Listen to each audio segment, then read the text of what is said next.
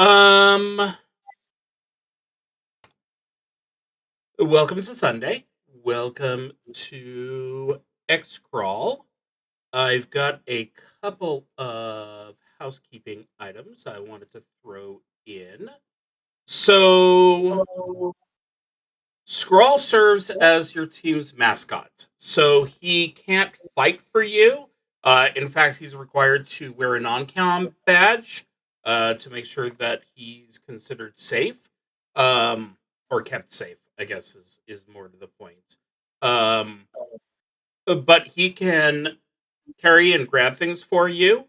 So in game terms, that means that one character per combat round can change weapons or get an item or a single pickup type thing without it costing you an action. Number two, if you're looking at the Owlbear Rodeo right now, you'll see that there is up in the upper right hand corner. No, that's the left hand corner. You'll notice that up in the left hand corner, there is the word DCC. If you click on that, that opens up a DCC helper. Obviously, a lot of this stuff is for DCC and therefore not necessarily helpful for us, but there is a die roller if you wanted to use that. Obviously, um, still using the chat is great, but just trying to give options. Um, Mhm. You're I better look so far. totally fried on my stream. That's very sad. I put a lot of effort. Oh well. Um, Also, as a small heads up, I have told you that this is the labyrinth. I was going to work on making an entire labyrinth, some kind of mega dungeon type thing, until I realized that actually making you guys play through that would end up being boring as all out for you. So I didn't. So there you go. So in between encounters, just go ahead and pretend that you're, getting lost and spiraling corridors and stuff like that. Also, I'm now official Goodman Games road crew. This is meaningless factoid, but that shows you how devoted I am to the game. Yay me. Okay. Any housekeeping items on y'all's side before we get started?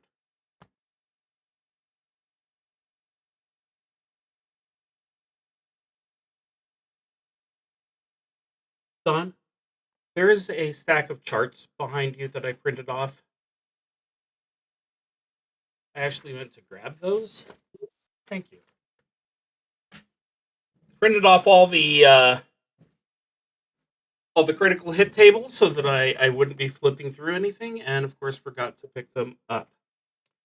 Okay, Also, I have the book, so it's going to be very difficult for you to flip through the book. that is true. That is very true.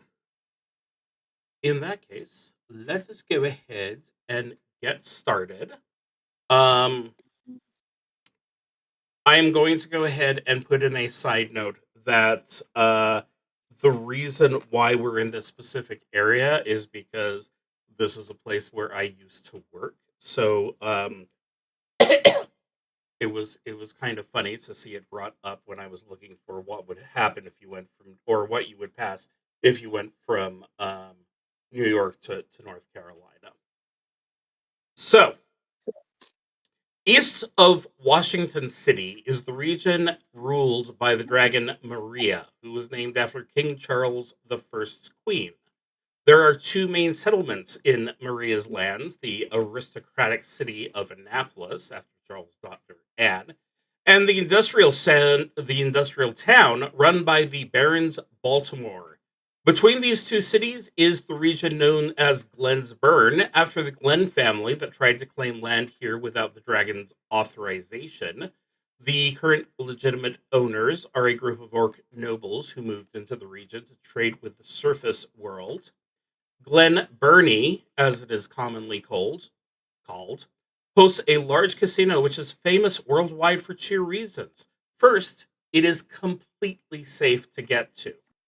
If any raiders or monsters attempt to interrupt travel to and from the Glen Burnie Casino, they and anyone they call friends or family will face retaliation from the dragons, the orcs, and the tribes of natives that use the casino as a trading post and a way to get experience with the filthy savages that are the North American Empire citizenry.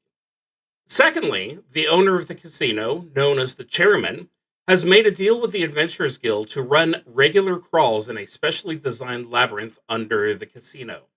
Although not technically a true crawl, it effectively serves as a Division 3 crawl and brings both hopeful and established crawlers, like you, to its doors.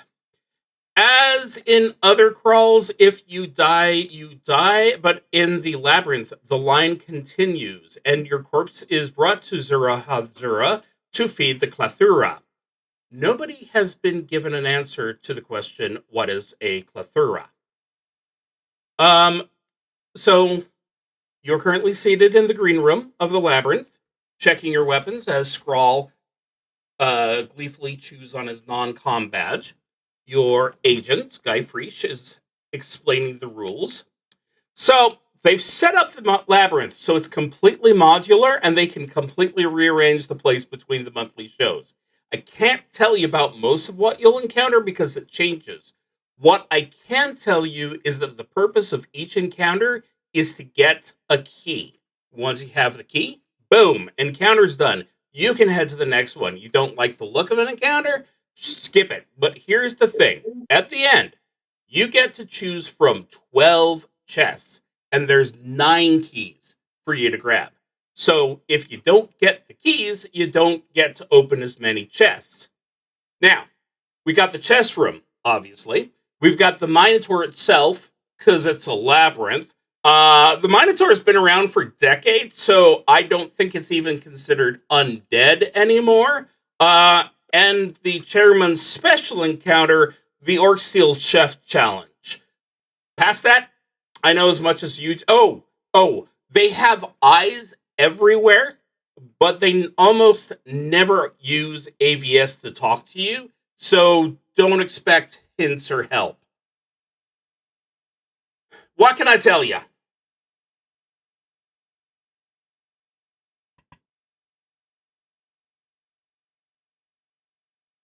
Did you say a chef orc or orc chef?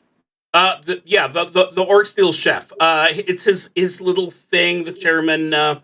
He likes to have his guests go through and kill and cook some kind of monster that he's brought up for judging. So, kind of a weird thing, but some of you've been baristas and oh yeah, George, weren't you a baker once? So yeah, this should be monster pie probably what you're going to end up with, but yeah, that's everyone wants to be different, and that's his little game.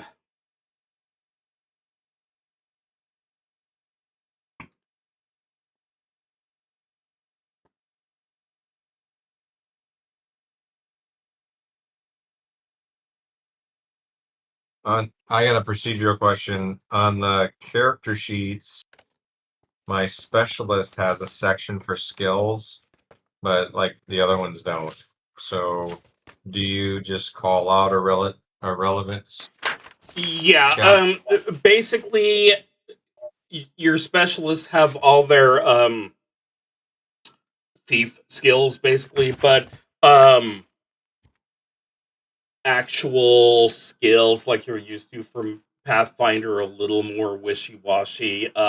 If it seems like something that your character's background would have taught you to do, like I have a list of what you have. What's your specialty?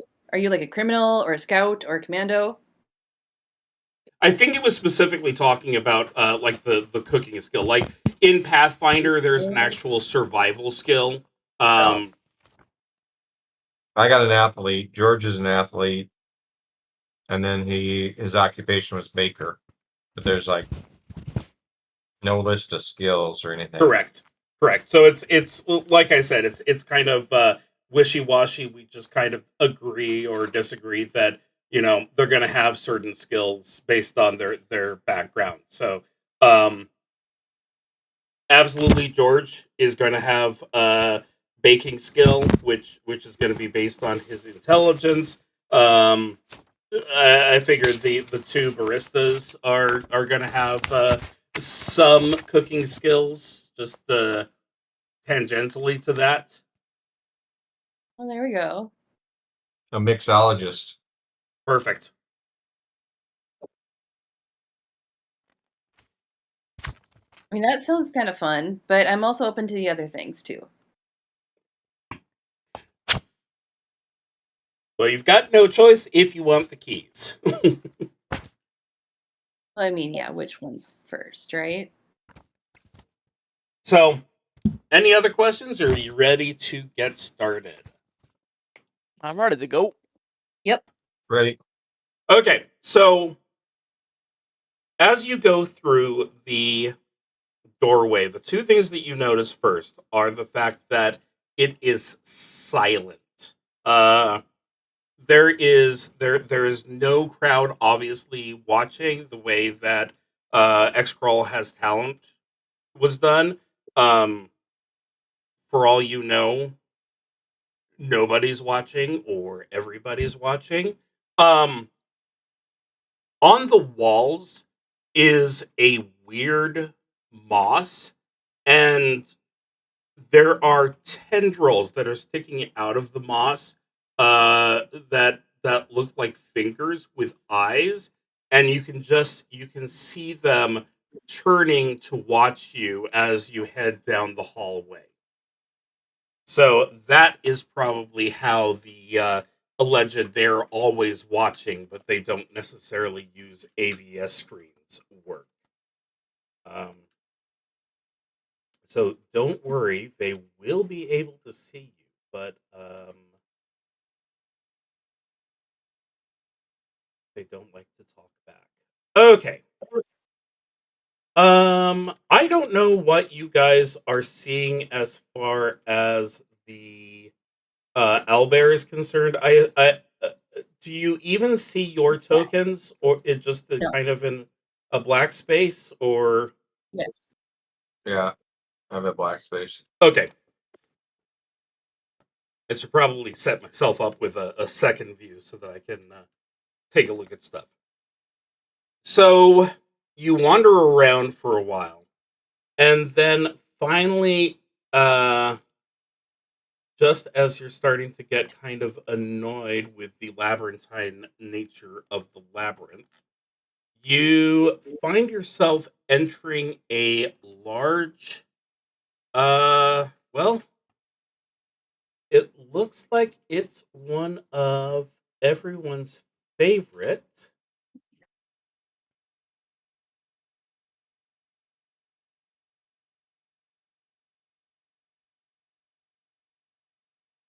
It's a chessboard or a checkerboard, who knows. So now do you see your characters? Yes. Okay. Yeah. So point of order about the characters. I found pictures that would keep them, distinct and understandable. You feel free to go ahead and, you know, whichever character you want to be represented. Lena, I figured that the mage was going to be your blaster, but if you want the jester to be the blaster instead of the um, oh, wide's a jammer. Uh, you do what you want. Oh, the fact that you can actually name them is extremely useful. So, she Yep. has found a good thing. Yeah, if you click on them with just the standard move, Thank you. edit text. I mean, it kind of cuts itself off since you can't really see Lena, but it's helpful.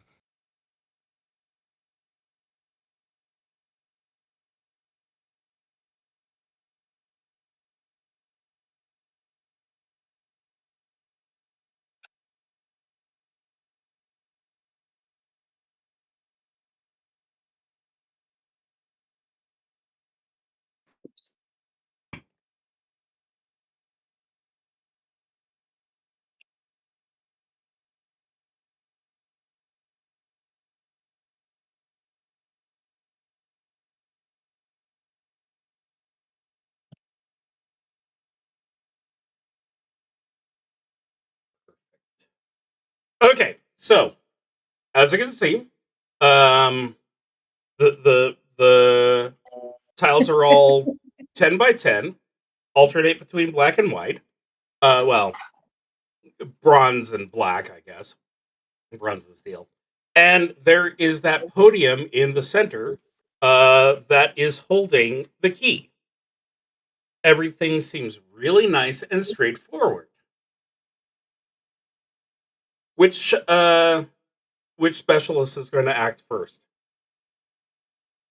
Wretched definitely wants to use her danger sense.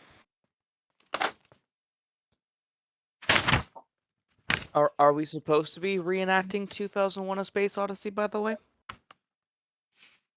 I have no idea what that is. I assume that you didn't see it. Okay, let's go ahead and delete that.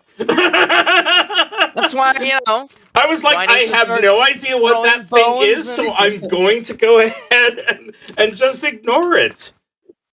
So do we observe that? What do we observe about the difference between these squares? They are tightly put together, and it's two different metals. Yeah, go ahead and roll me an intelligence check for that danger sense for Wretched.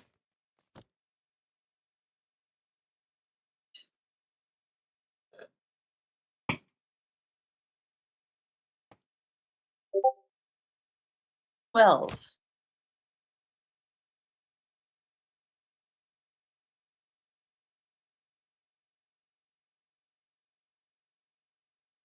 You do smell a faint whiff of ozone.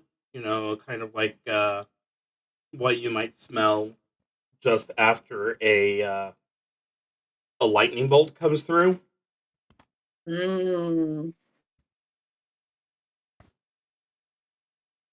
and you say we're on metal stuff. Mm-hmm. I'm gonna take off any of my gear that's metal.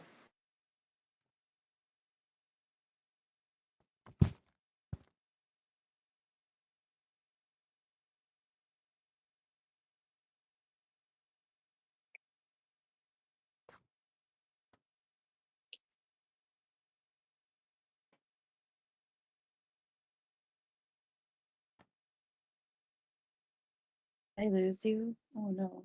You did not lose me. Did I lose you? That's always a good Then no, I can hear you. question.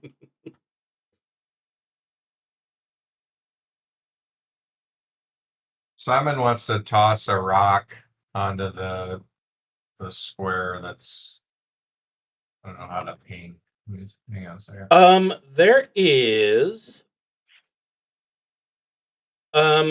on the right hand side of my screen, there's a menu with a hand and a select thing. On there should be draw, and I think there's a pointer. Yeah, that's the one. Yeah, Simon wants to toss a sling bolt onto that. Okay. He tosses the sling bolt, and it bounces off fairly normally. No reaction.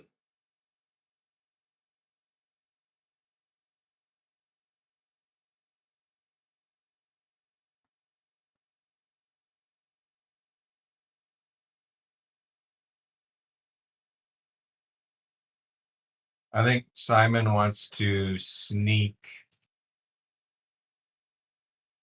onto that square.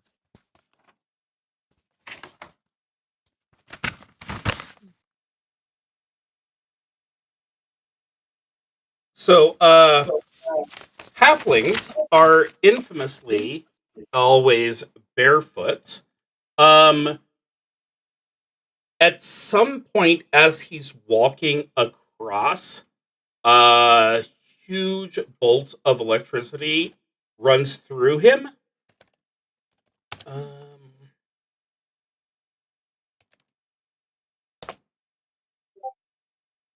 for 3 points of damage.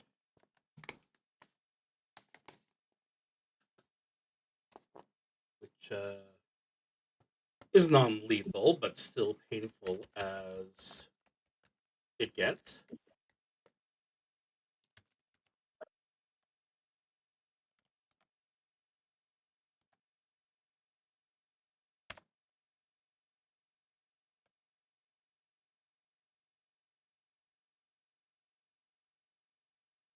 So what does that teach you?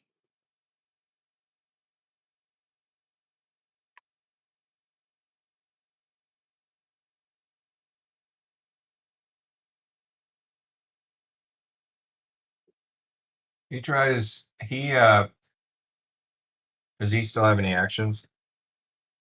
I'm not doing combat rounds, so go ahead. He doesn't have a lot of stuff, but he takes his quality gloves and slips them over his feet and tries to walk on his tiptoes.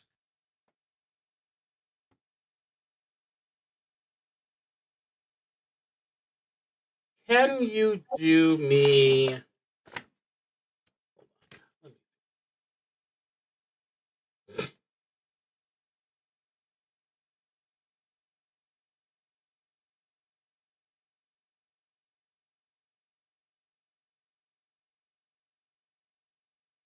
Go ahead. Ethel will bless him too.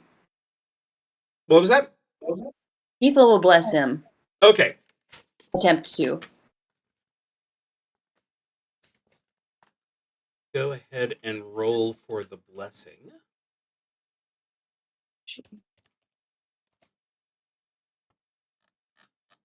And I will pull up the messenger chart. 15. Yay. 15. Ah, Okay, +1 bonus to attack and damage rolls for the rest of the encounter. It doesn't include skill checks, but I'm going to go ahead and throw skill checks onto the list. So, Thank you. let's go ahead and get an intelligence check for Simon. I am going to go ahead and let you take... yeah, go ahead. I have no idea what I was saying with that. I'm going to go ahead. Go ahead and do an intelligence check at +1 to reflect your blessing. And that is the number I was looking for. So, as he is carefully tiptoeing through, he realizes the leather is preventing it from being too much of a conductor, but once as soon as you ended up trying to step with one foot onto the like if you're going from here to here, when your one foot is on this and the other foot is on that, that's when the shocking happens. okay. He tries to. I don't know if he can keep going here, but he Until would try someone to has an jump. objective or a... He would try to jump catty corner, I guess. So he doesn't touch. He's never touching two of them. Part of me wants to make a halfling joke, but the actual text that I've written down tells me that that works absolutely perfectly.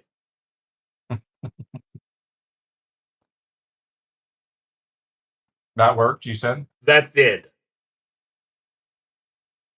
Okay, he wants to jump here. Mm-hmm. And then he wants to check this out and see if there's any like traps or any, if he can find a trap. Okay, so keys, find traps is, of course, at +1. You get the additional +1 from the blessing. So yeah, go ahead and do an intelligence check at +2. It's like you already knew what I was going to say. How beautiful.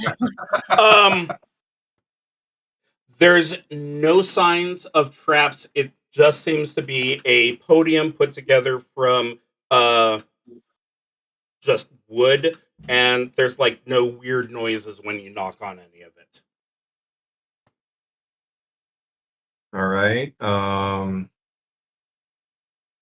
He tries to open it. The key is just sitting on the top. Oh, okay. He lifts the key off. Okay.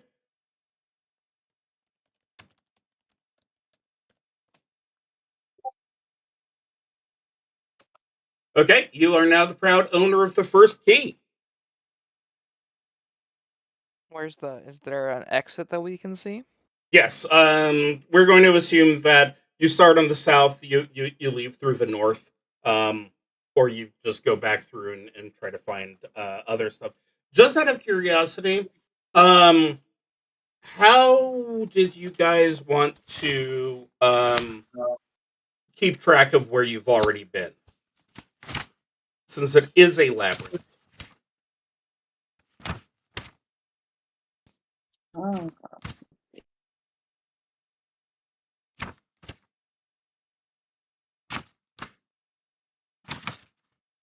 You want? I You do have wanna a lot of just- rope that we could like cut off into sections and leave hanging around. Yeah, like I got everyone 20 has foot. 20 foot. We've got a couple of people with 50. Yeah, I got So- 2 people with 50-footers. I got 20, 20. Yeah. 20. But yeah, leaving them behind like breadcrumbs. I like that idea. see that working.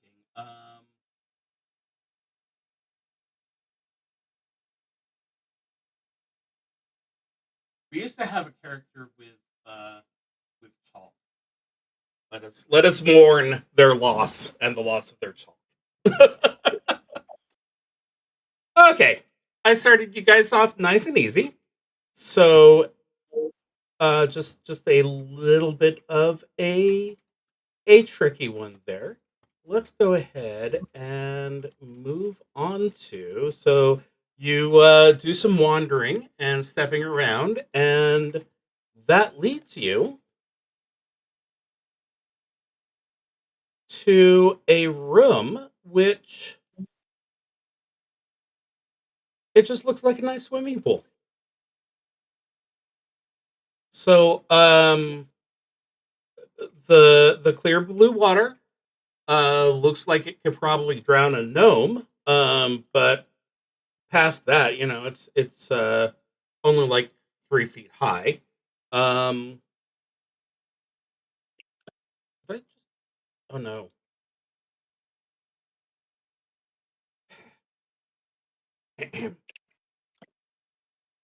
Please ignore the earthquake which just happened. It's not supposed to do that anymore.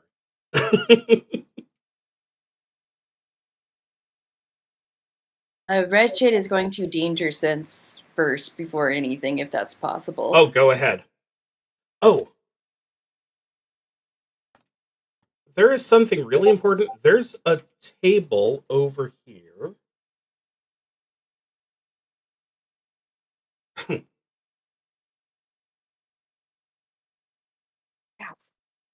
So, there's line, brush, marker. That's what I want. Okay, right here, over on the side, there's a table that I forgot to draw before, and it has 3 bowling pins on it. In the text, they're potions of some kind. But yeah, those are far more. Yeah, those are closer to bowling pins in my opinion. Let's see. That was a very good roll.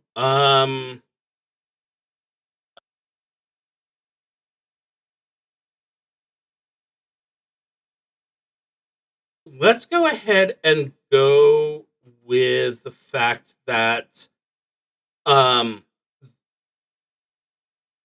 probably telling you what you might be able to see, but there's this patch of very dark water.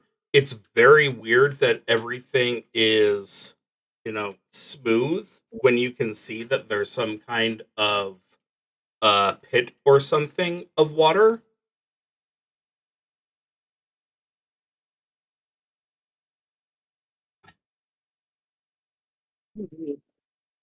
And it probably goes without saying, but there is no indication of your second key being visible in this room. Of our second what being visible? The key that you're looking for in this encounter.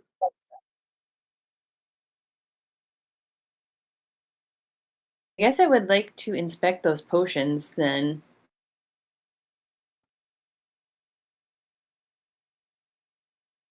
And I'll say that that's wretched since she's a paramedic. Anything special? Oh, what do you do?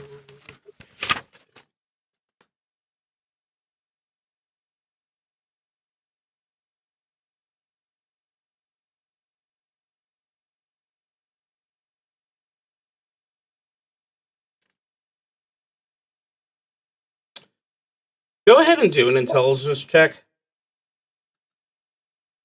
All right. This one.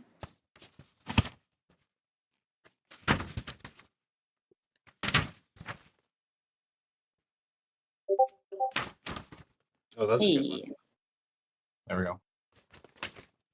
That's a good number.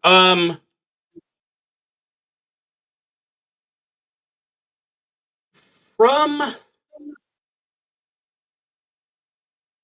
your time working with a variety of potions, since obviously that's part of your paramedic job in this world, they seem like the sort of thing that you've used for a drowning person to allow them to breathe normally for a while. Yeah, that's a perfect description, I think. All right. I'm going to pass them out to the rest of the team. How many are there? 3. And make more.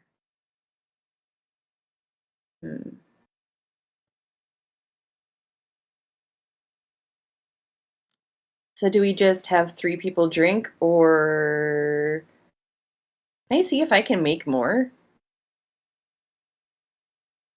Can't imagine that I could, but There's not the supplies. Yeah, you don't have the supplies that you need to make more. And trying to water them down probably wouldn't be that effective.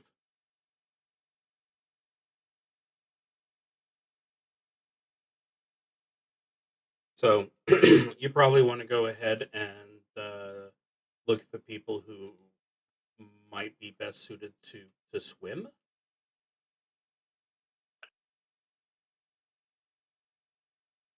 I think George wants to give it a try. Would swimming be agility? Yes, but Then there are some people who are more athletic than others.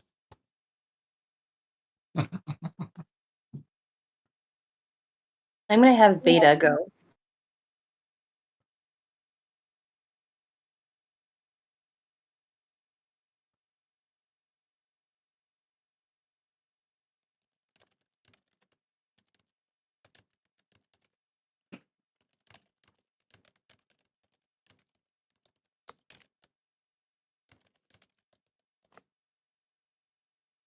Okay, so we've got George, we've got Beta. Do you Are have you sending anyone? any of your... I mean, I can send Deborah. None of my characters are that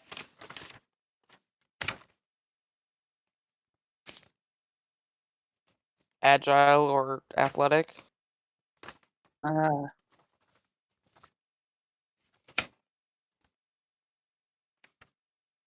Deborah at least isn't wearing any armor, so you know. Yeah.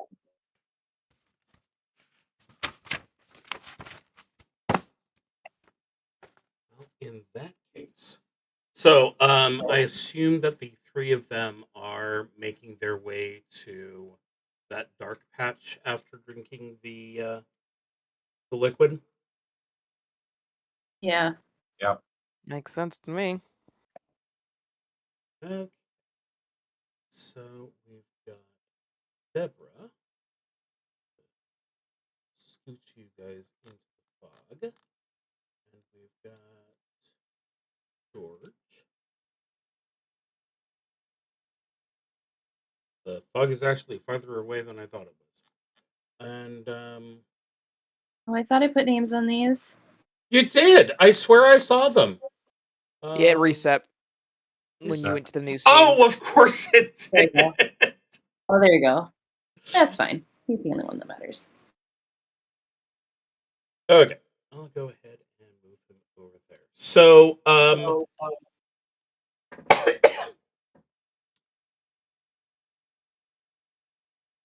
when you guys swim down, so it goes down 20, 30 feet into what seems to be just a little cavern. There's like a circle of stalagmites or a half circle, I guess, of stalagmites and stalactites.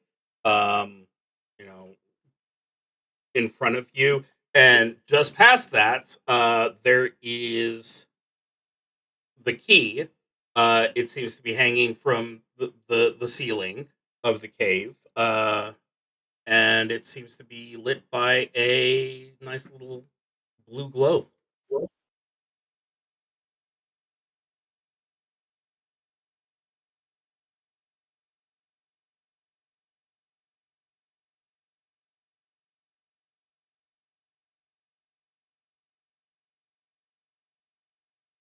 Get past these stalagmites, or are they tall?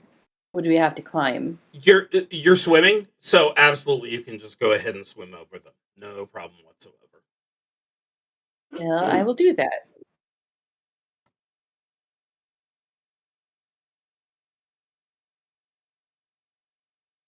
Okay, So go ahead and let's say this is your athlete, so they're going to be less affected. So yeah, I think you can go ahead and say uh 20 feet. No wait. I'm thinking of George. George is the one who would have a 20-foot movement. And the other two would be about 15. So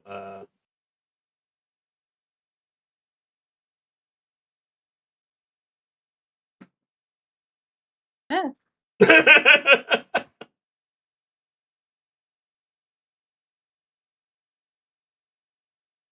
what's that movement option we were using last time?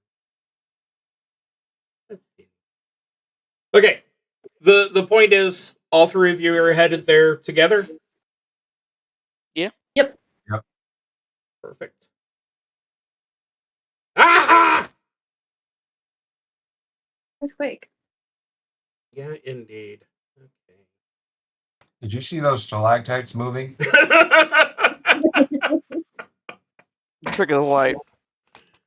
Ah!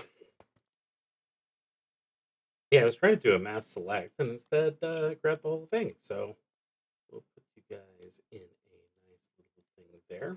Okay. Who is going to be the key carrier?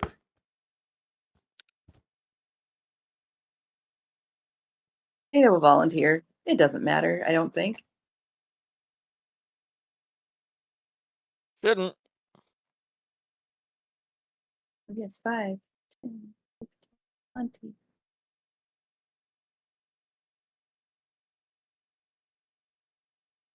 Roll for initiative.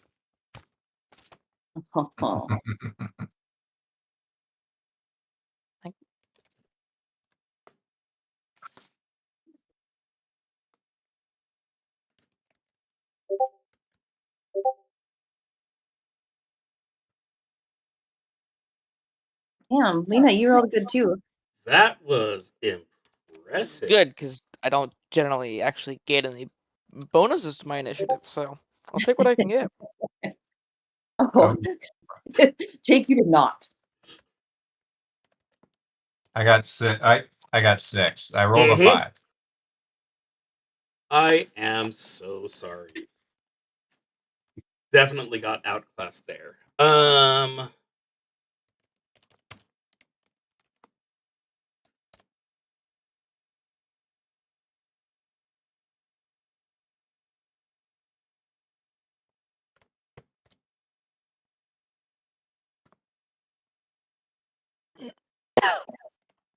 Okay. So as you touch the key, the entire cave rumbles and snaps shut. You are not currently able to exit the cave. And you see 2 piranha-like fish swim out. Yes, I don't know why I decided to go with the ones with the hat. It pleased me. You see two piranha-like fish come swimming out. So the key was attached to some kind of glowing protuberance at the cave mouth, which was creating the glow. Not that matters too much, but An anglerfish.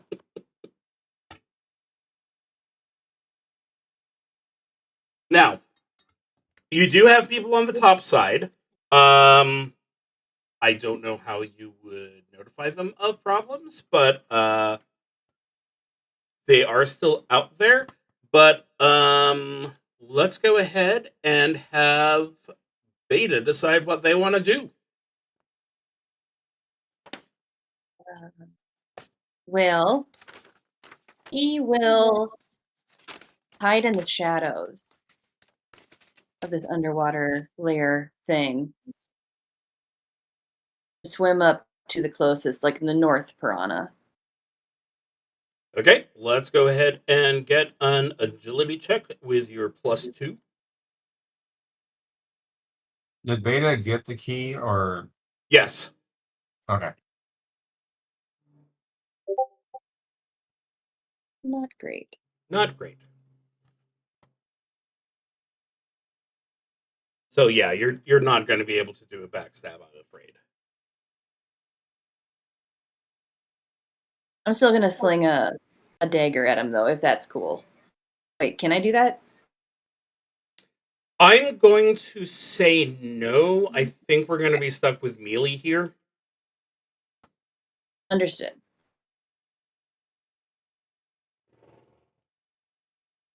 That does not apply to your spellcasting, don't worry. I was gonna ask. I couldn't Yeah, remember. I was going to say, needed. I kind of figured, don't I do couldn't that. remember if there was verbal components to my spellcasting or not. Which Since you're water breathing, you're totally capable of okay. That's handling fair. that. Yeah, basically, it's as good as air for you. All right. Well, that was the end of my turn. You didn't want to move and attack? Oh, wait. Yes. Sorry. Yes, I am going to do that. There were other conversations. It's understandable. And I suppose I still have my daggers equipped, so I will stab this fish.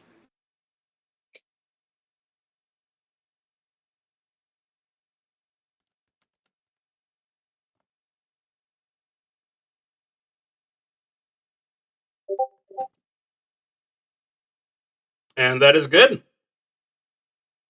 And that is, wait.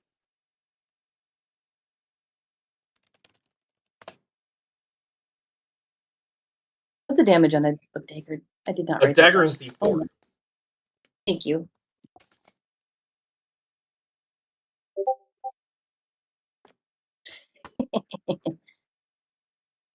And that was definitely a number. And of course, Beta gets a strength bonus. Oh, good. Then that's 2. Exactly. That's double the amount of damage, so I'll take it. Precisely. Okay, that moves us to Deborah.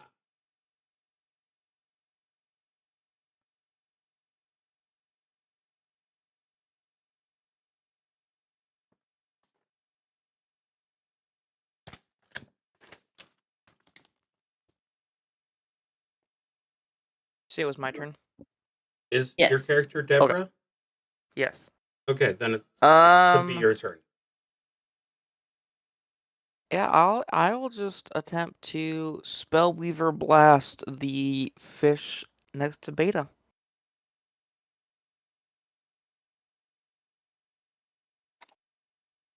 Okay, well, I know you've got the page up in front of you, so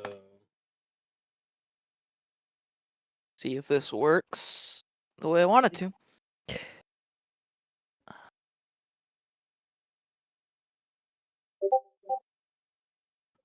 ooh, yeah, that It should did. come pretty damn close to working exactly the way you want it to. So what does that mean for us since you've got the book open? So, blaster die results. So 1, unfortunately, plus 1d10.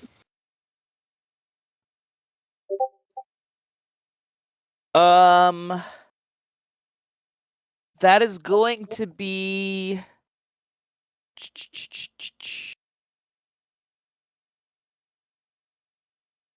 trying to think.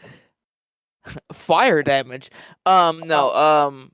I feel like sonic damage would make sense. Oh, sonic damage makes a lot of sense. I absolutely agree with that. But yeah, that's so 8 sonic damage. Actually, hold on.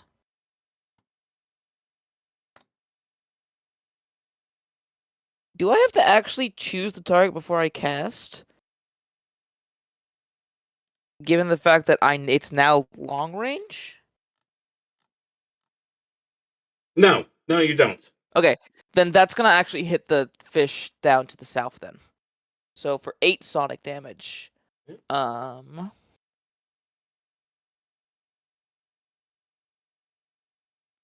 Okay.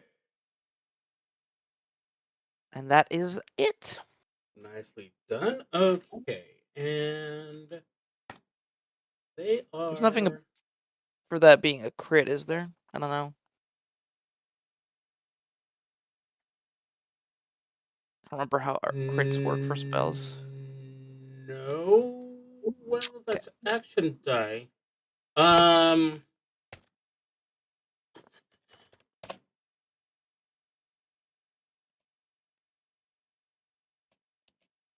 Oh, wait, there is a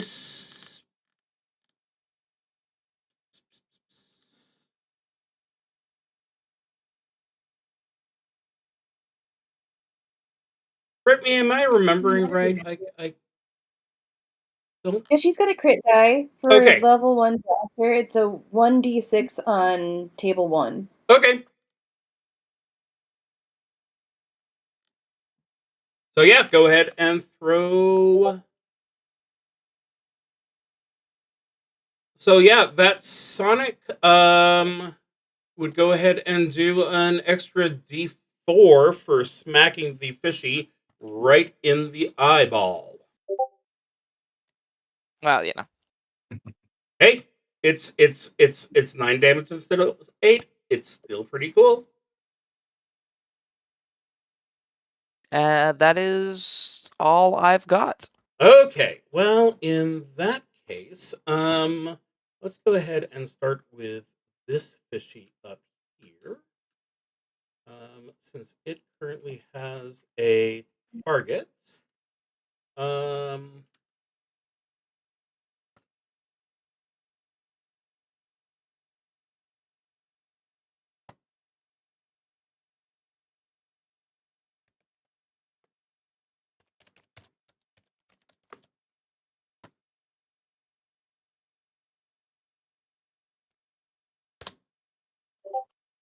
Okay, so does a 2 hit? No. Okay, well, in that case, let's go ahead and... What was unarmored? 4, if I remember correctly? Yep. I swear, it's going to be something hilariously inappropriate for underwater. It bursts into flames. Spontaneous combustion.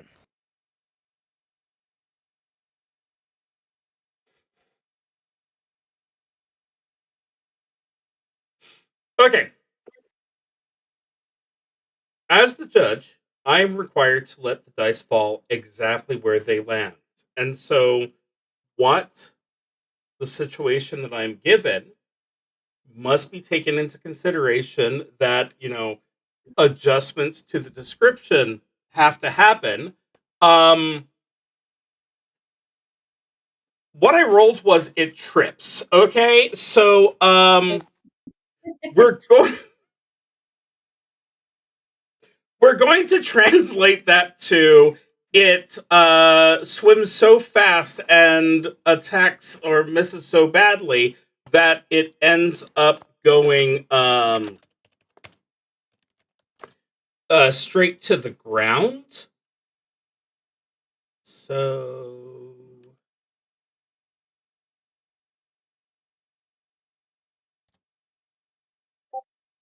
okay. Fortunately, I don't have to figure out what a prone fish looks like because it was able to recover. So that yeah, that is fantastic. Okay, and meanwhile down here, your measure goes from 20. Yeah, absolutely. Okay, so this one is going to try and bite George.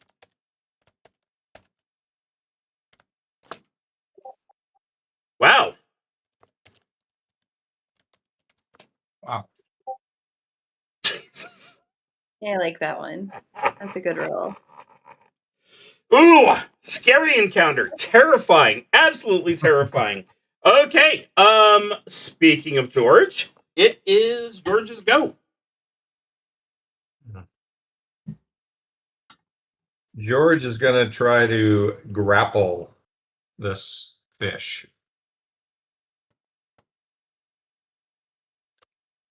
Let's see. Okay, you need a 14.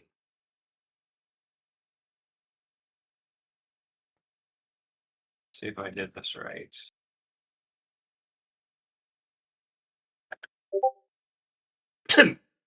Yeah, fuck them up.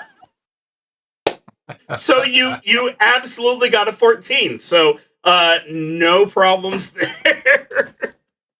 All right. So you have him I held. think that's all it does until next round. Correct. At the Doesn't it? beginning, you do automatic damage. Oh, mag damage. Yeah. Okay. So he's choking it out.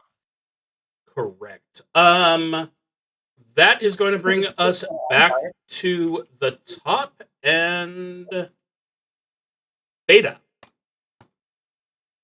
So this fish is upside down. Does that mean is it dead or is it No, tripped. only Now it's mostly just- This trick. I was just I was adding. dead? No, little extra it is not eyeball. dead, and it did not go prone. So yeah, it's it is a perfectly I'm fine gonna- fish.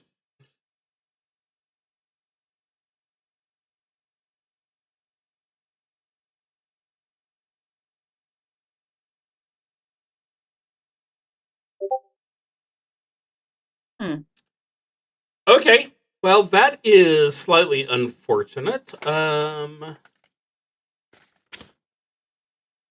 You're using light composite sports armor, so that's going to be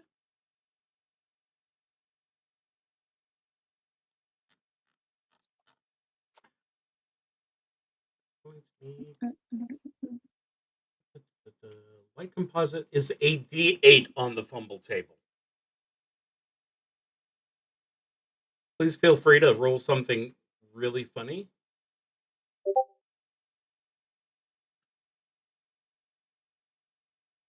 Okay, actually, this one makes perfect sense. So yeah, since you're flowing in the water, your weapon gets stuck on something. So yeah, you have to go ahead and try and untangle it. You temporarily have a penalty to your armor class Okay. until you do.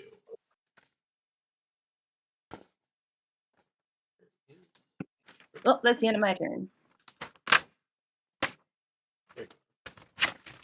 Okay, Deborah. I will attempt to do the same thing again. Got your weapon stuck in your. No, the same thing I did. Oh, okay, that one. 12.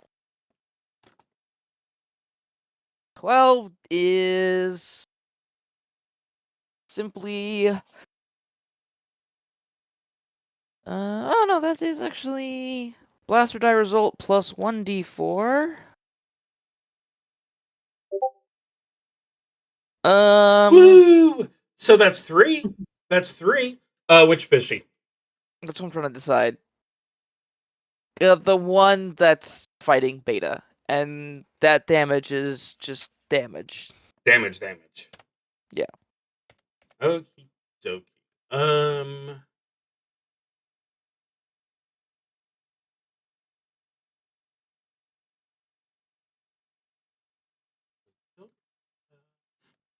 God, I really hope I don't roll a 14 or 15. That would be bad.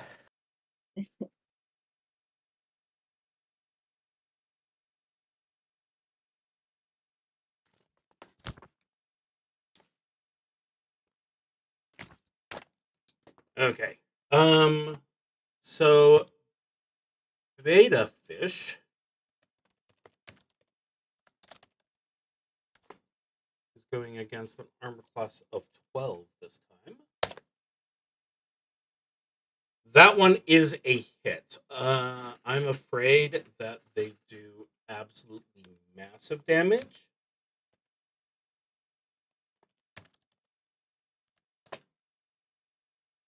However, I do need you to make a fortitude save. Hey, good news. I got a +1 on those.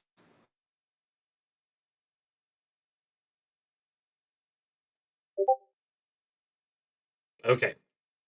So, when it bites you, the it makes a huge rip. But fortunately, despite its best efforts, it wasn't quite thick enough or deep enough to cause you to become seriously bleeding. How much damage did it do? 1? Just one point of damage. But if you had failed the fortitude save, then you'd would've be been- bleeding, which means you'd be taking a damage each turn. Okay.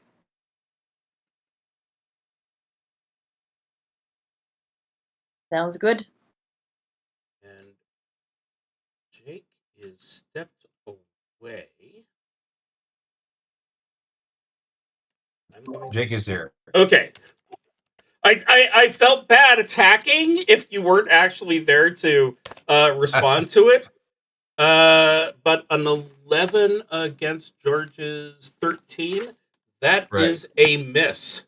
So now it is time for George to do his initial damage. Now, does George re-roll his training die, or does he reuse it? Reuse it. Okay, so what was my training? Let me look back. It was 1. Right. Looks like. Okay. 8 damage. Okay, you have. Yeah, you go ahead and you squeeze it, and you hear a crack as it goes limp in your hands. I have a Yeah. question. You do. Are these fish able to cast spells or utilize magic abilities? If they are, they have not displayed that ability so far this combat. um, but thank you very much for reminding me to check. How big is this fish? Probably as long as your arm. You know, it's what is that? 2 Pretty feet, big. 3 feet? Okay. Yeah. Okay.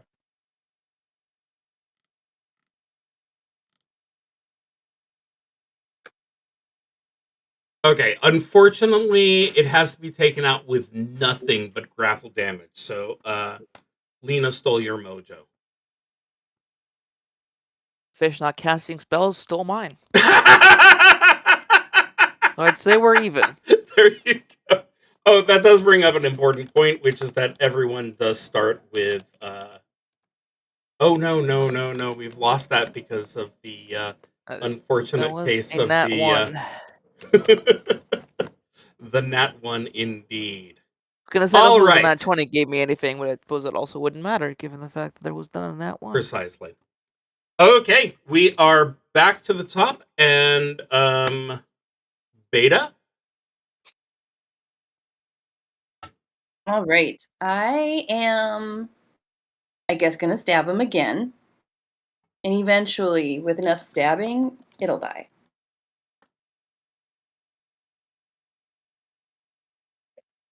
Or not. Okay, so Lena, what does Deborah do?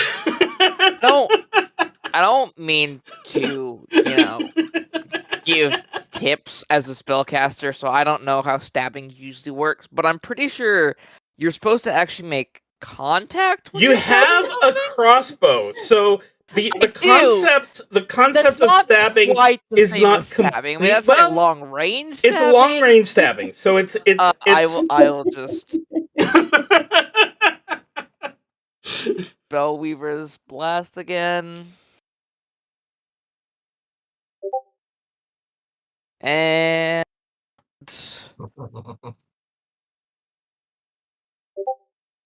that is just 4 damage.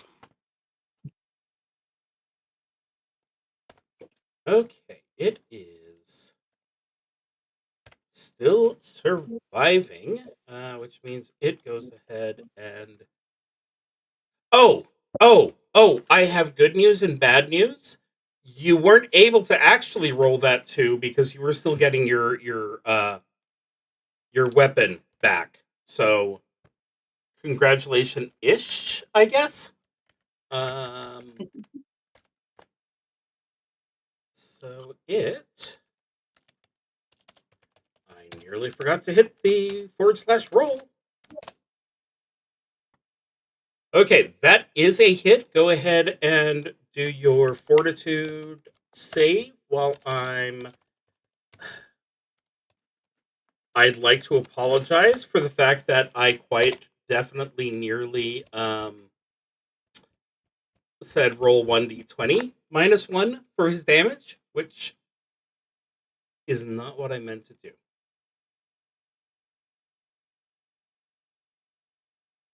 So yeah, fortitude save for Beta. All right.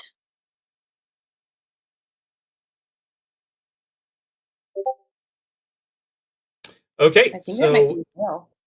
that is correct. Status effects. So yeah, at the start of its turn, until you can get that dealt with, you are going to take 1 point of damage, and that is cumulative. So try not to get bitten a lot. And now we're down to oh wait. I'm gonna go ahead and take this fish off the table. There we go. Why won't you select? There you go. That fish is off the table. Okay, it's George's turn. George is going to try to move up and help out. So you've got a 20 speed underwater as an athlete. And that's it. Yeah.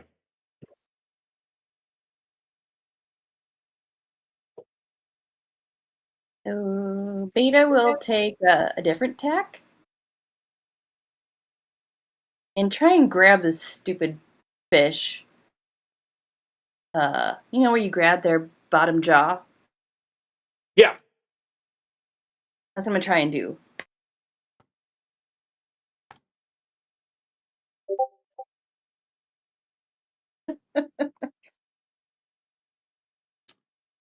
I'll use the owl bear, the other over next time. Okay, so let's see. Where's the 20? Where's the 20? 24. There's the 20. Oh, that is. There's the 20. Okay, so from a spiritual standpoint, here's my little dice jar. Here's a d20 going in there for you. So yes, it is being punished as it should. Lena?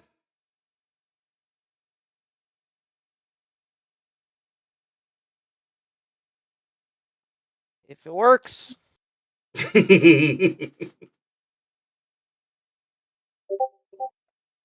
17.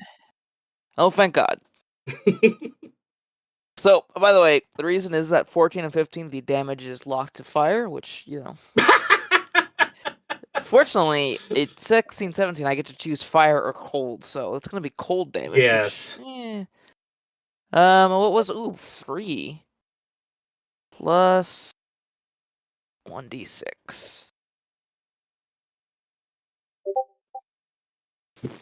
Okay, well, 4 damage. 4 cold damage. Okay. Ice forms around the fishy, and it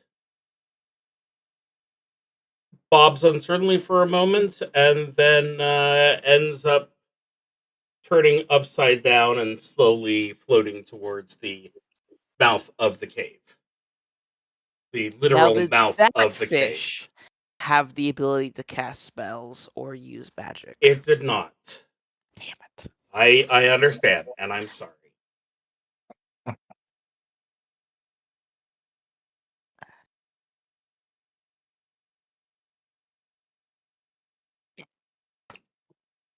Did the way back open up?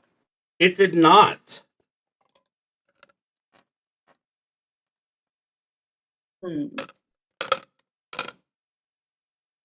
So we've kind of got a Pinocchio moment going on here.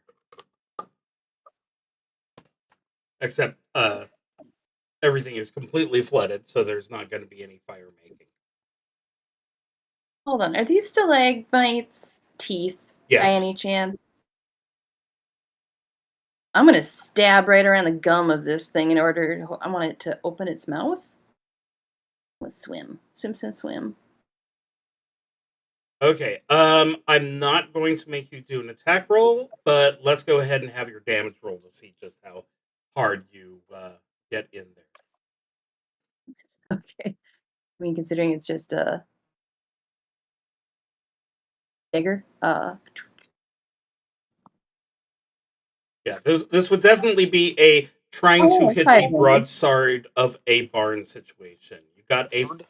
Okay. Yeah, that is definitely good enough for you to get it to feel pain enough to kind of roar out, which gives you all a chance to get swimming on through. So, excellent job. So, with that done, bear with me just one moment. If everyone wants to bio break or whatever, I shall return.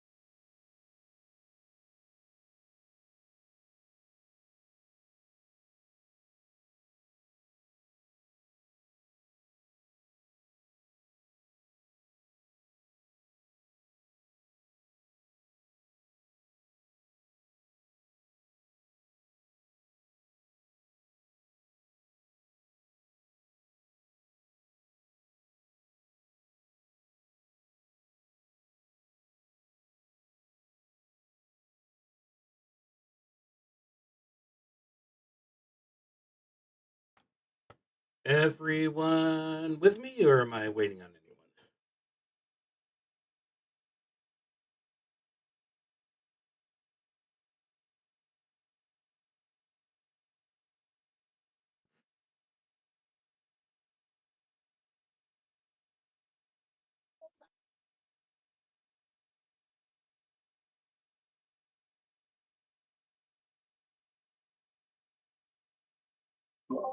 Is Brittany feeling any better about the dice roller, or is it? I believe she was healing while you were Oh, okay. AFK. And I believe now she is AFK. These things.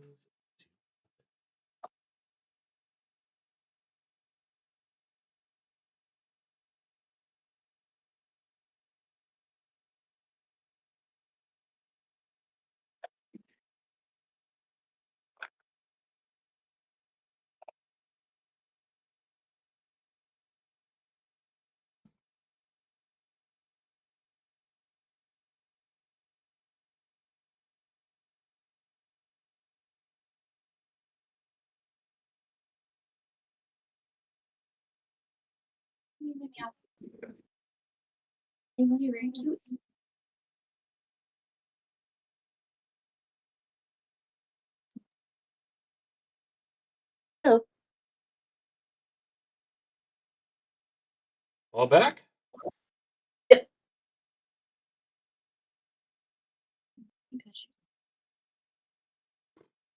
No idea what's going on. Oh. Okay. So, doesn't seem like there was a particular rush, so you guys have had a chance to get your clothes dried out. So what was the healing for? For Beta. Okay.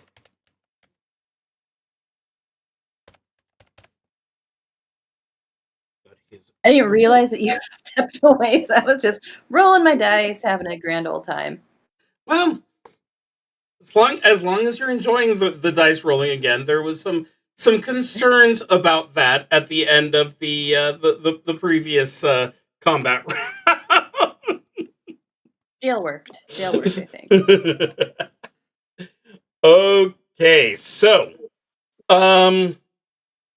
you go ahead and you head out of the pool room, clutching your 2 keys now, and you wander through the twists and turns of the labyrinth until you come across a large room that pretty much looks like some kind of orcish shrine.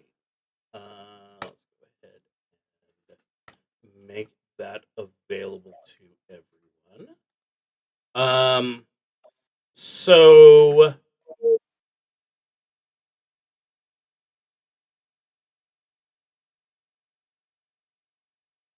as you can see, there's it's showing as like statue of a skull, but it's actually piles of skulls. So there's the 6 piles of skulls, and on the altar in the middle are 2 chests. Both of them are filled with skulls as well. The skulls are not only humanoid; they're animal, beast, a variety of different skulls, but skulls nonetheless.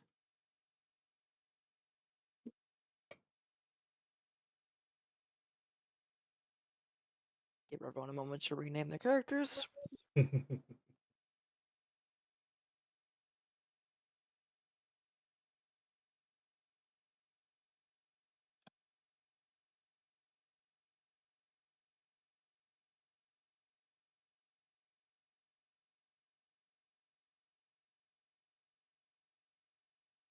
Simon would like to sneak again, so he'd like to hide. Yes.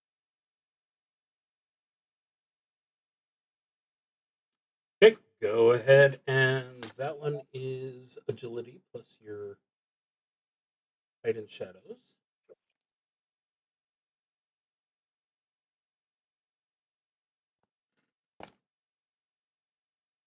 Hide is that agility? I'm going to double check. I'm 99% sure it is, but And am I still blessed, or is that gone? you are no longer blessed. Wretched and Beta are going to follow in his footsteps and also hide in those shadows. Okay.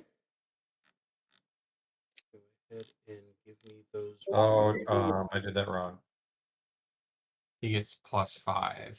Okay. So 14. Nice.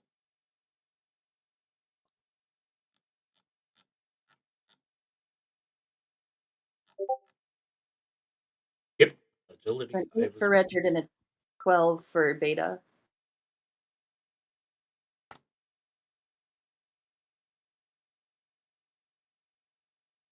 Okay, that's noted. You didn't like step on sticks or anything, so you should be fine. Okay, let's go ahead and see. Have you guys moved to exactly where you're headed?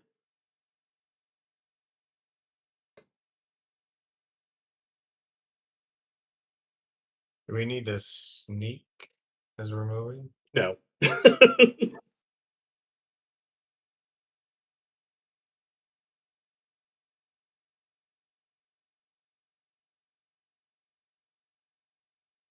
Hmm. Here.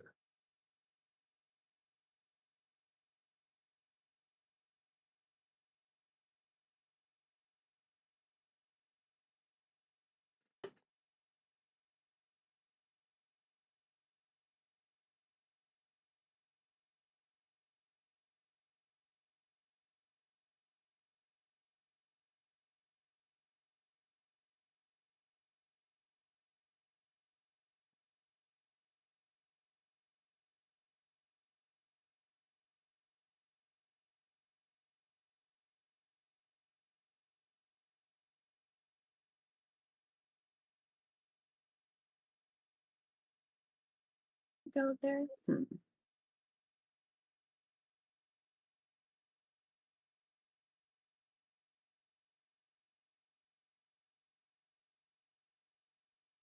So once you get Yes, there, Simon. Simon would like to invest, like check all this out, like search it, find trap, maybe.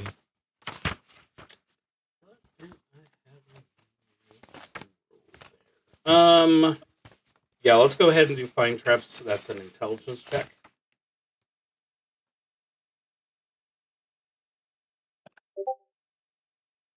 Oh yeah. Okay, well, this one's going to be really easy then. The stone altar is obviously hollow. There's some kind of looking carefully at it. There's some kind of door that you could probably pry open with a dagger, which is going to give you access to whatever's behind it.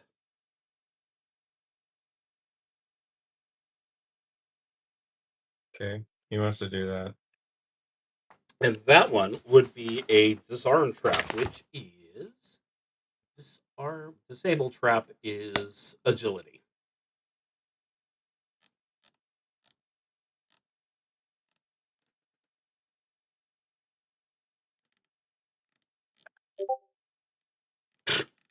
That is excellent. Lucky. Okay, so you carefully pry off the access hatch, and there's some kind of mechanism in there that it honestly looks like a scale, and if either side even slightly got jostled out of place, um, it would trigger something that's going all the way into the ground. Um, but you've got like a sling stone or something that, yeah, might as Yeah. well just go ahead and use one of your sling bullets because you can just go ahead and jam that in there and prevent it from adjusting at all.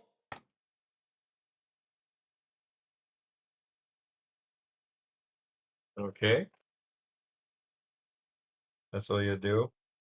Yeah, and then it's just a matter of tossing skulls around until you come up with the key, which happens to be in the westmost one. So yeah, I wrote a lot more words than you actually needed me to. That's awesome.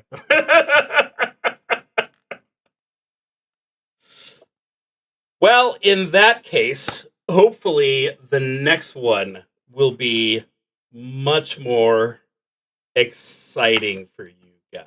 Let me go ahead and get it into place because this is the one that you've been waiting for. So, go ahead and get rid of the fog. That was not the right button. This one. Okay, there we go. So, as you walk into the room, spotlights immediately target the group, temporarily blinding you. When you finally manage to get your sight back, you find yourself in a huge room. In the middle of the room stands some kind of large display covered by a cloth, as represented by that table there.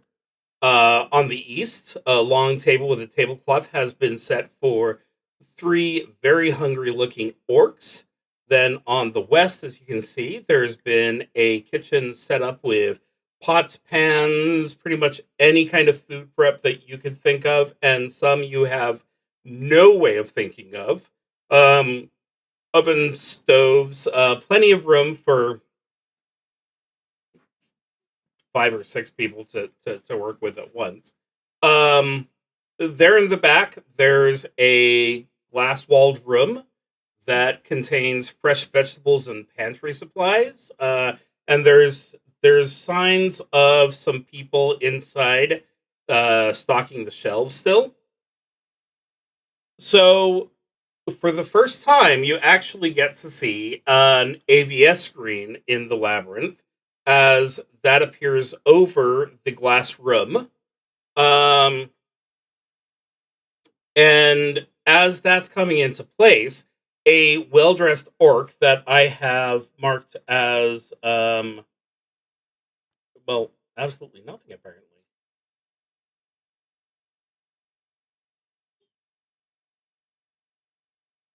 Edit text. Okay, yeah. Didn't necessarily hear how you were doing it. So I'm going to call him the assistant, and he's actually over here. As he walks towards the display, he's being followed by several goblins, which are carrying short but wide AVS screens. All the orcs and goblins, by the way, are all wearing non-com badges. So 2 of them run to stay in front of the well-dressed orc. Another pair heads to the table, and the last ones just kind of stand outside the door of the glass room, each holding up their little AVS screens as high as they can.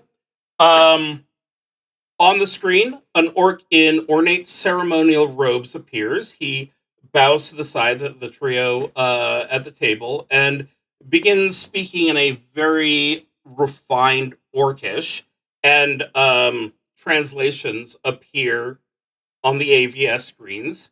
Since the screens are glass, yes, it is intended to look exactly like its subtitles. We have 2 people here who can understand it. But he says, according to the subtitles, 15 years ago, the owner of this casino made a deal with the Adventurers Guild in Orc City 2 to create a dungeon crawling event which would celebrate the origins of the XCrawl, the dark regions I call home. As one of the higher caste among the orc, I was willing to provide resources, finances, and work crews, but my aid came at a price. I would be responsible for designing one of the encounters. I decided that this would be the most unique encounter imaginable, something that no human would think of. But in Japan, this would be called Dungeon Meshi. If you want to correct my pronunciation, go ahead, Lena. You're letting me go?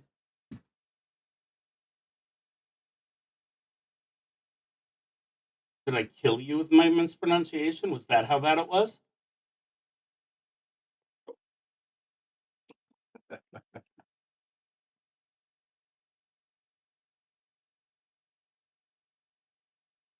Lena?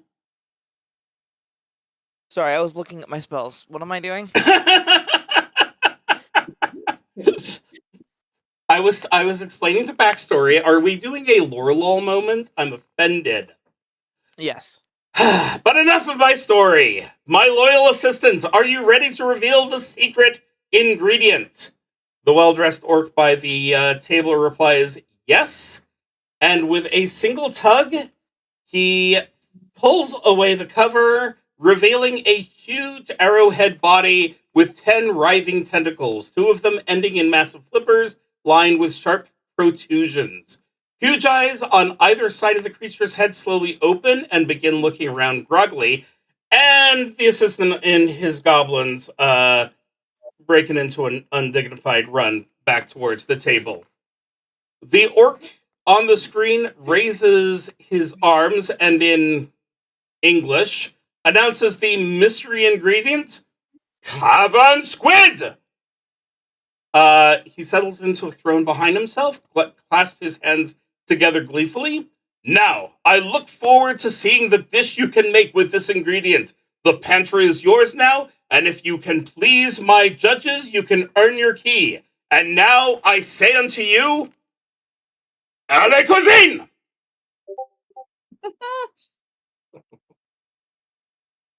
So I think my 2 orcs are going to explain the differences between orcish cuisine.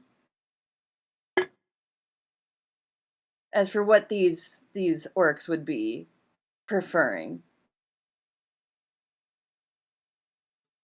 Like the judges.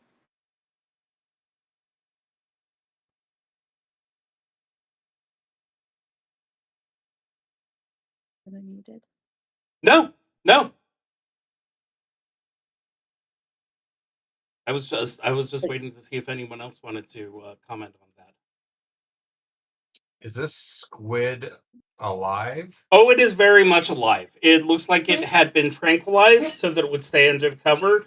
But around the time that the cover was removed, it's definitely started wiggling, and it seems like its eyes are starting to point towards you guys. Well, I think we should dispatch it first, and then maybe you can explain how we should cook it. Yeah, that makes Prepare more it. sense. You're Works the for me. cook.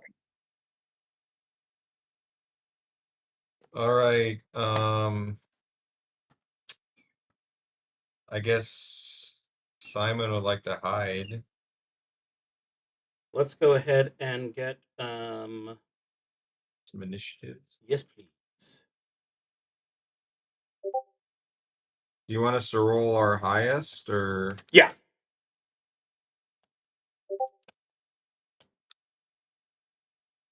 Joke's on you. 0 is my highest. you?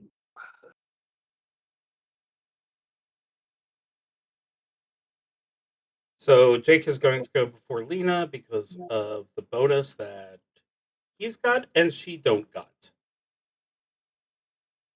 Oh.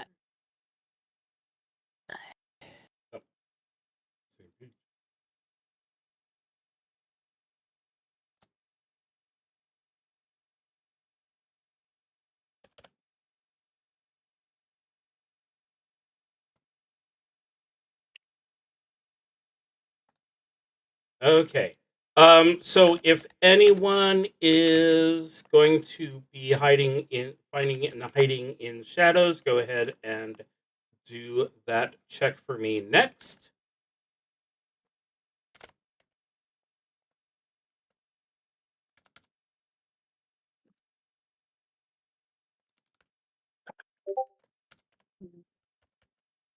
That is Simon.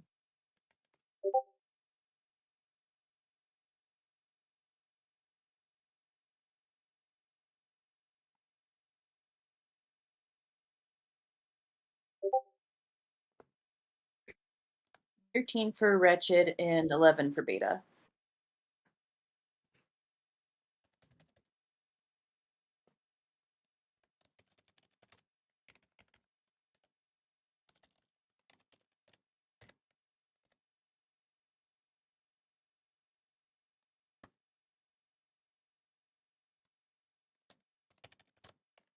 Okay. 3 specialists, 3 rolls. That would put us at the top with Britney's quartet. All right. First thing. Okay. Right up to there, I think. Oh, I can move him one more.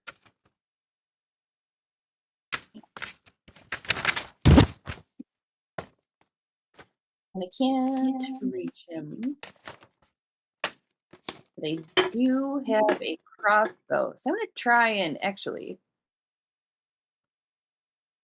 Yeah, I'm going to try and shoot him with the crossbow until I get there. That sounds perfect. This is Cork, right? Is Cork, yep. Okay, fire away, literally.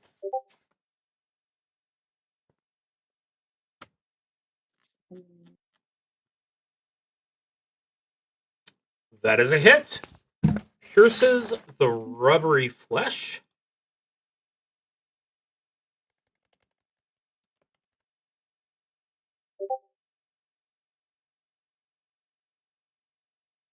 Oh, quite effectively. 7 damage? No. Plus one. Nothing. Oh, wait. Nothing. Yeah, yeah. Yeah, the crossbow doesn't get like the bonus strength or anything. It's just Oh, got it. Okay. to hit with the agility. And he's also gonna like he really wants this tentacle thing to try him, like try to hit him. So he purposely made his like, oh, look at my back is so open. So he can hopefully get a wild attack in. Excellent. So that's Baiting him.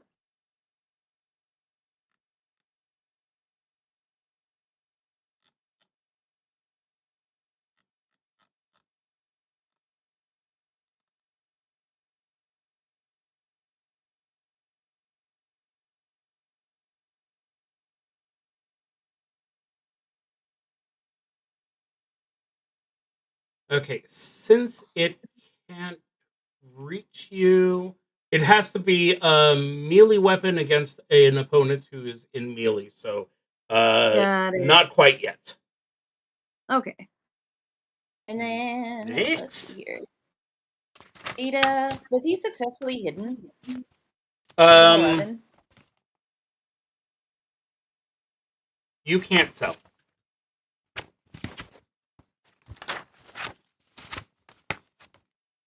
In that case, he's gonna move a little bit.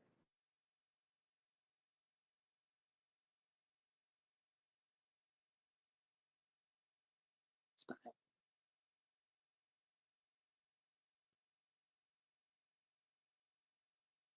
Okay, thank God.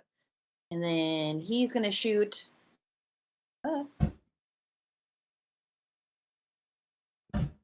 Missed the attack. With his sling, his +1 sling. That is D20 +1.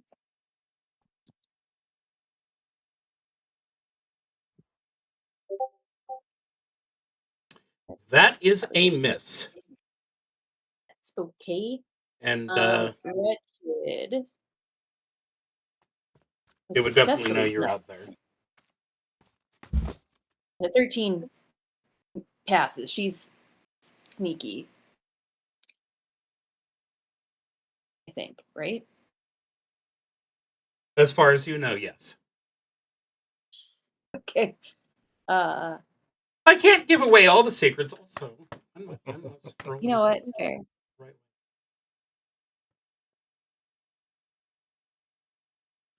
And she is.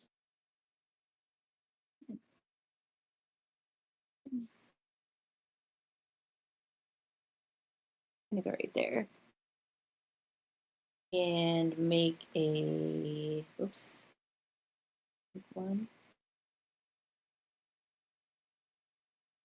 A short bow attack. Okay.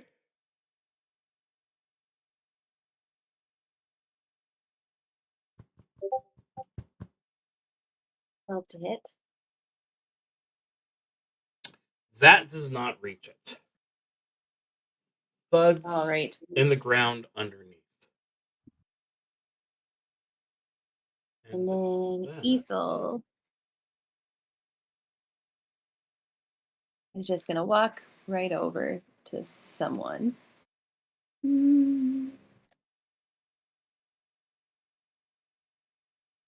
Let's see, George, and she's going to bless him. Thank you.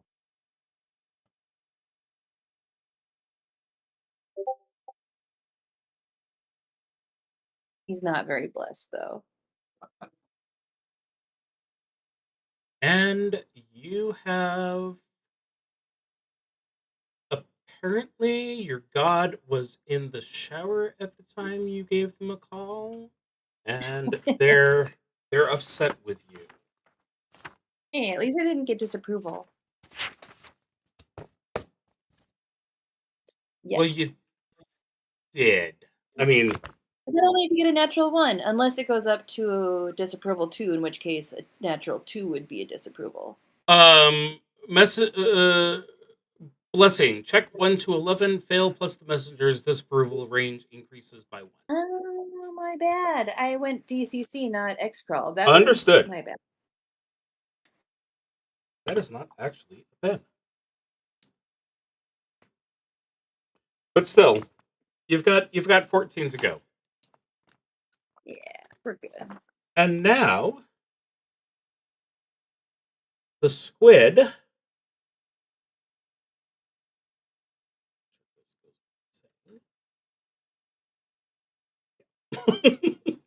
the squid crawls on its legs towards Pork. And I mean, you did kind of want it to try and bitch slap you with a tentacle earlier. Probably not this way.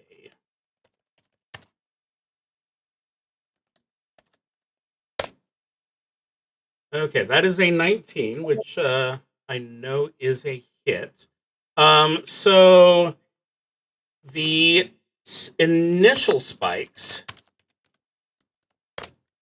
do 4 points of damage, and you are currently wrapped inside its warm embrace with spikes coming into you on its next turn. So hopefully you'll be able to crawl your way out.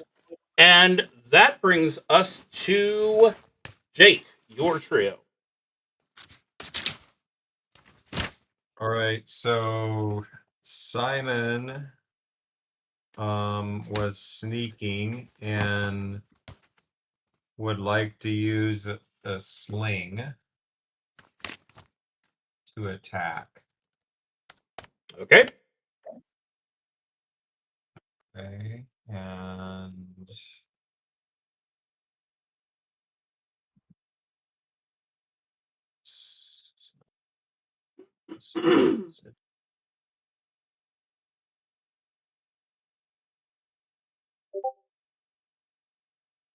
there's a 13 hit. It does not. Okay. So that does not quite reach it. And then Joan would like to shoot the short bow.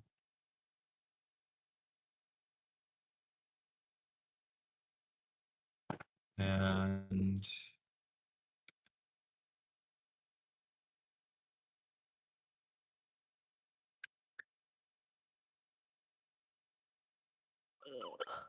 I don't think I add a D die. Do I add a D die? This is your brawler. No, that's...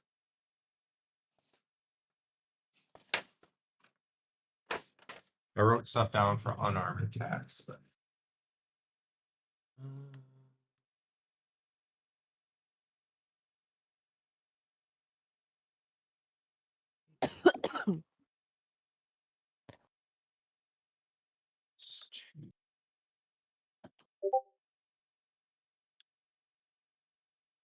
19 to hit. 19 to hit is good.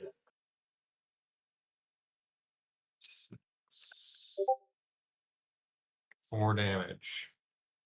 Okay. And then George,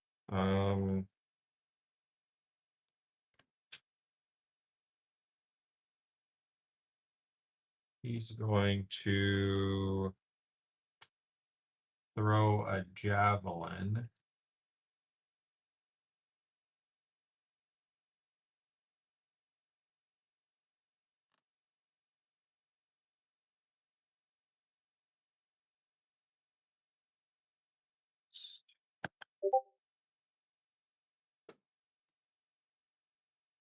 A dirty 20. Huh. But that's a hit.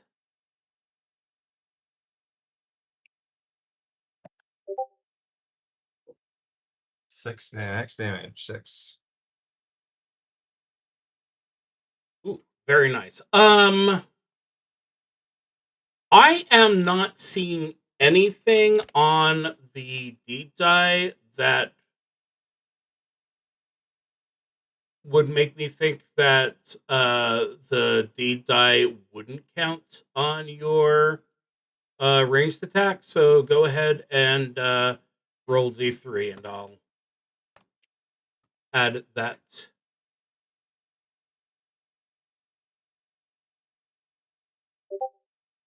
Jeez. Yes. Okay, it appears to have been very well tenderized for you, Lena. So take it away. Okay. Well, start with the old classic. No, you know what?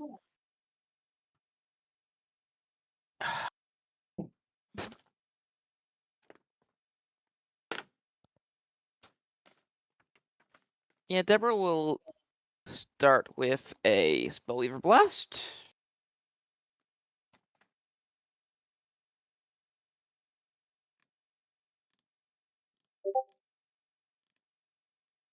And nothing will happen. Excellent. I believe I remember sorry. them saying something. Looking at the wrong one. before. That something will happen.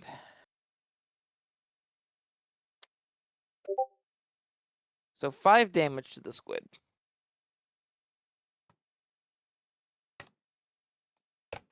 The squid is tenderized and ready for eating, or serving at least.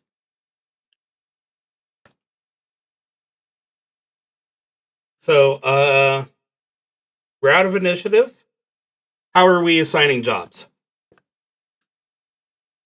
Okay. That is up to the people that know how to cook, which is Yeah, not my- any of me. My barista is willing to do some mise en place chopping.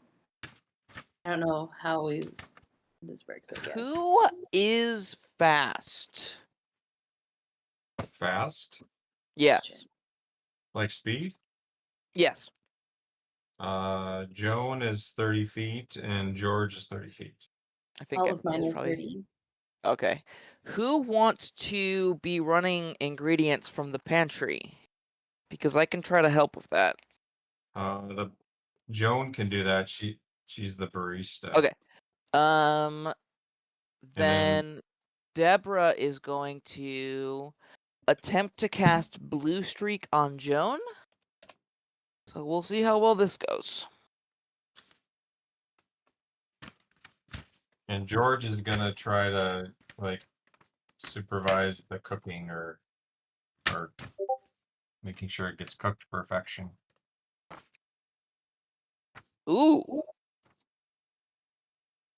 Okay. Wow. Joan has a doubled movement rate for 6 rounds. Nice. That Nice. should definitely give you some advantages. So that Who way, was the half orc who was going to serve as an Work and advisor? beta both. Okay, cool. Yeah.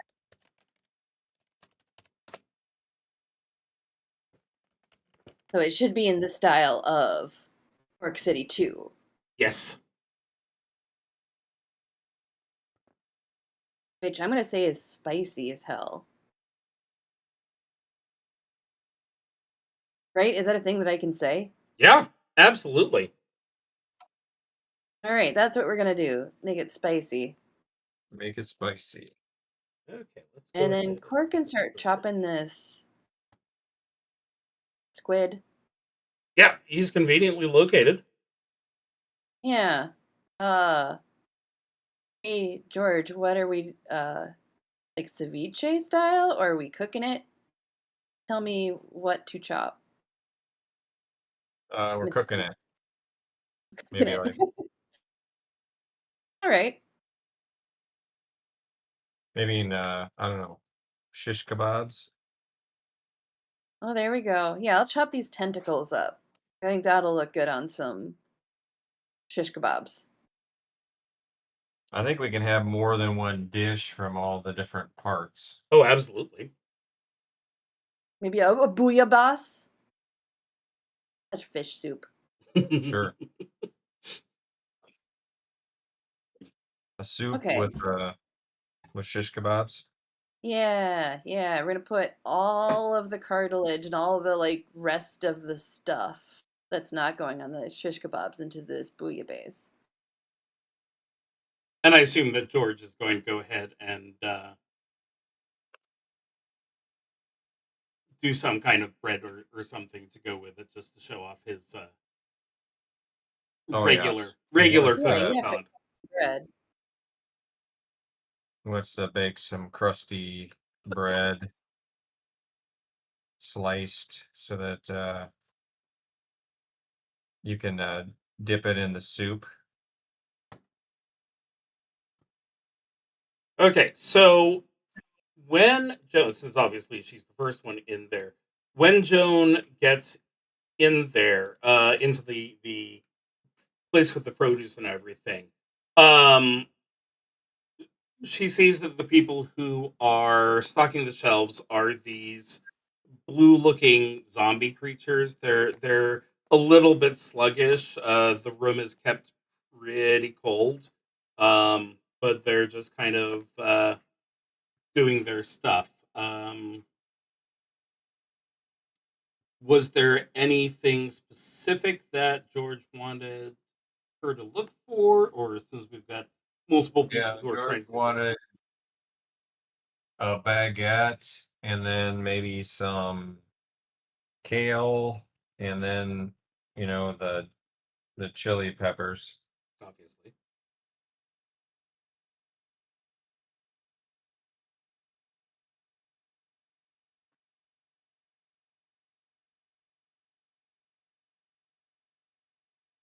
So, one of the zombies seems to be handling the leafy greens. How do you want to deal with that?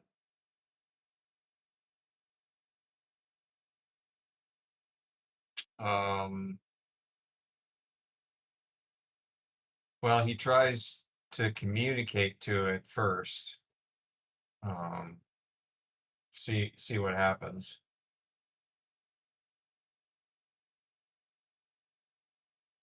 See if it will give him what he wants.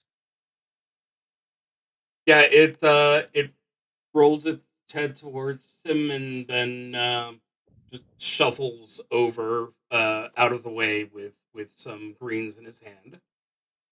So all good there. Okay. So Simon's able to get the greens then? Yes. Okay. And then he's gonna look around for the peppers and the baguette bread. Yeah, it seems like they absolutely wanted to make sure that you got the peppers because those are nicely situated in the front. And yeah, uh, since I've chosen the bread for the picture for everything, I have no choice but to say that it was super easy to find a baguette. So, All right. And he runs that back. just a second. Something very important just came out. George starts to gather the ingredients and prepare the soup and warm up the ovens. Sounds good.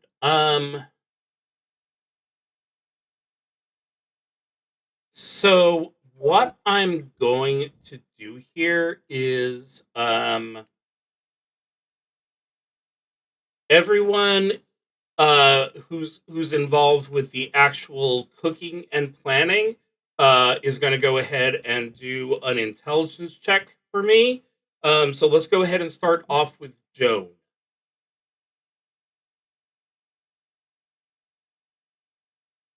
Who was that again?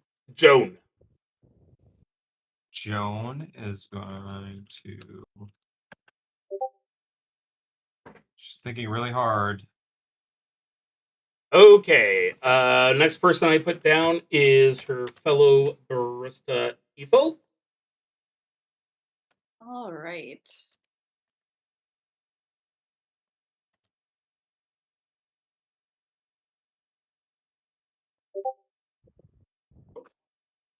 Seven. And now George's roll.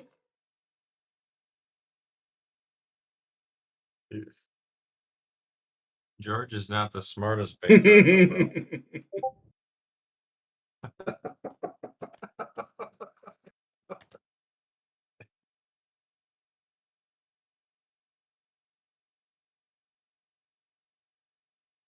world. Beta, with his Orc City 2 knowledge. It's just a regular D12.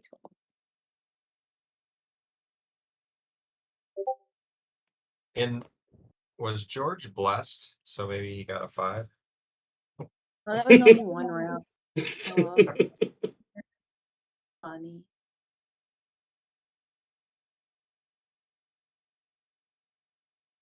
I can try cork. Yes. I could not for the life of me remember if I had actually said that out loud or not. So far, Jones rolled the best.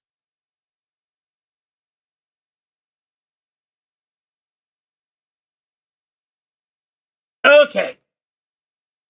So we'll go ahead and skip ahead a bit. You managed to put your concoction together.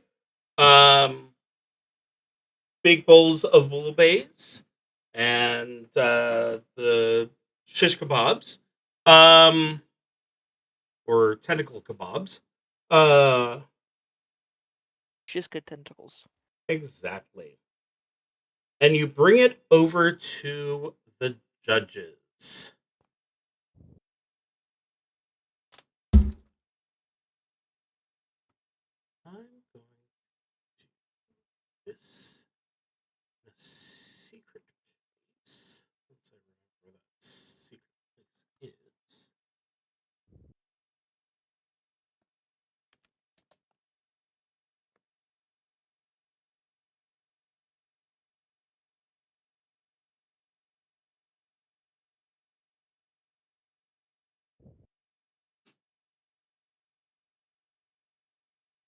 So the judges taste your food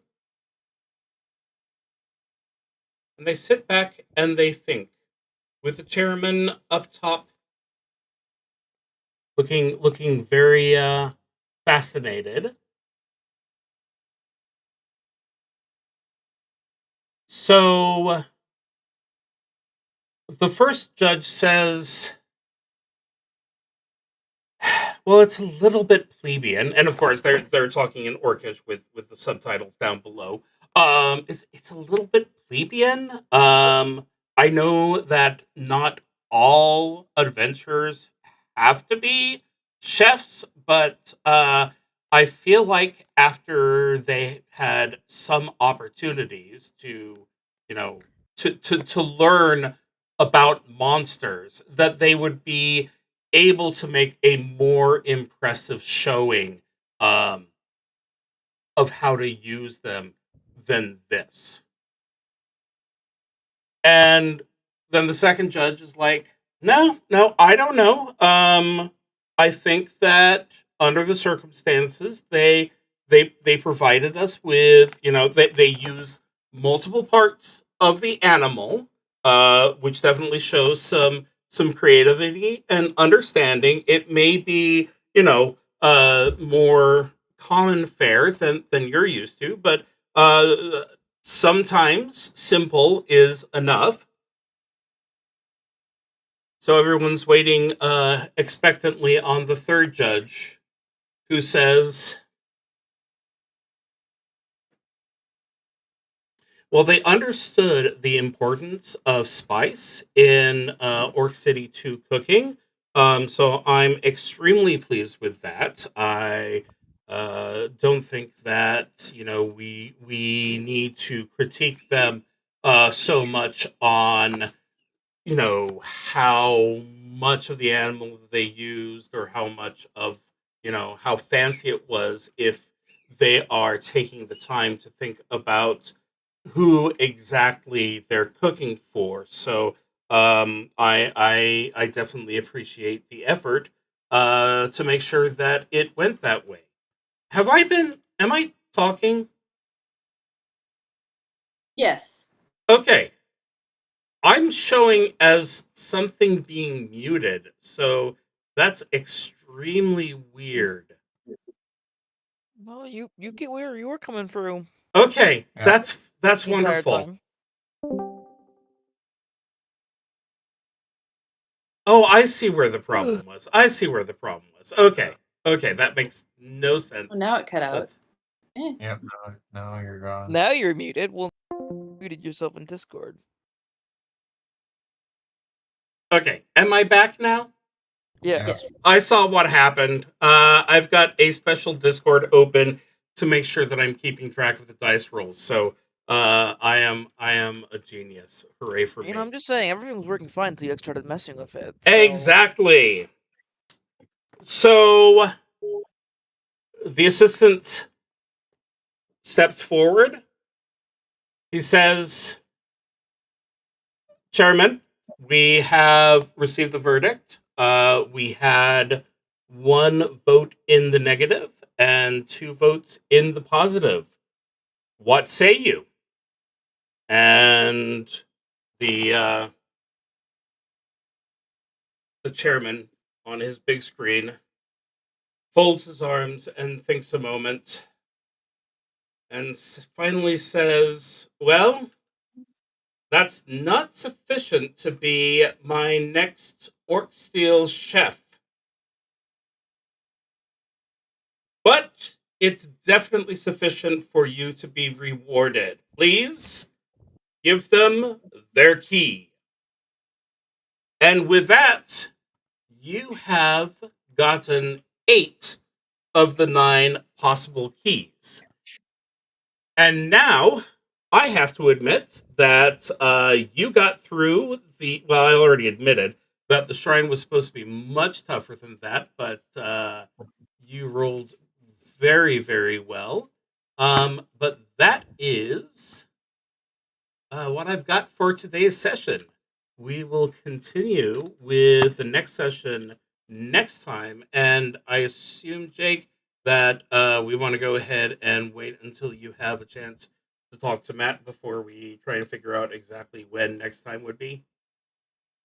Sure. Yeah. Okay. Let me get to you through Discord. That sounds good. Okay. With that, are there any questions? Okay, bye. I'll take that as a no. No questions, comments, because Brittany's out. Have a great evening, everyone, and see you next time. Bye, y'all. See you later.